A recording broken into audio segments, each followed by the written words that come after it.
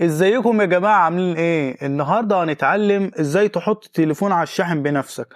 بص يا صاحبي، اول حاجة لازم يكون معاك تليفون، ما انت ينفعش تحط التليفون على الشاحن وانت مش معاك تليفون. وتاني حاجة لازم يكون معاك شاحن، ما انت مش هينفع تشحن التليفون من غير شاحن. بص يا صاحبي، الخطوات كالتالي. انت هتحط الشاحن بالشكل ده. بص، هتحطه بايدك اليمين كده في فيش الكهرباء. بص يا صاحبي، بعد ما تحطه في فيش الكهرباء، لو الكتابة، بص تانية كده، احنا نركب دي تاني.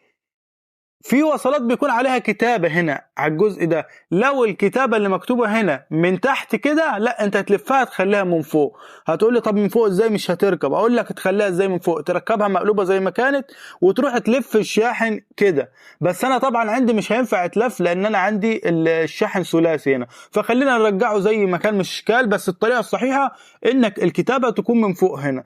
بعد ما تركبه يا صاحبي، تجيب وصلة الشاحن. طبعا وصلة الشاحن وشها زي ظهرها، طبعا لا مش هتركب كده، برضو في كتابة هنا، شايف؟ بص لو تركز هنا في كتابة هنا ها. الكتابة دي لازم تكون من فوق. بعد كده يا صاحبي تجيب التليفون. بص يا صاحبي، تجيب التليفون كده ثانية بس نحطه هنا عشان بس اعرف اركب. الكتابة من فوق اهي. بص يا صاحبي، تحطه كده. بص حتى لو تشوف دلوقتي، بص التليفون نور يا صاحبي. بص كده جاري الشحن اهو، بس هو ايه مش واضح كويس. وبس يا جماعة، كده وريتكم طريقة شحن الموبايل بالطريقة الصحيحة. ما تنساش تشترك في القناة وتفعل زرار الجرس، واشوفكم في فيديو جديد.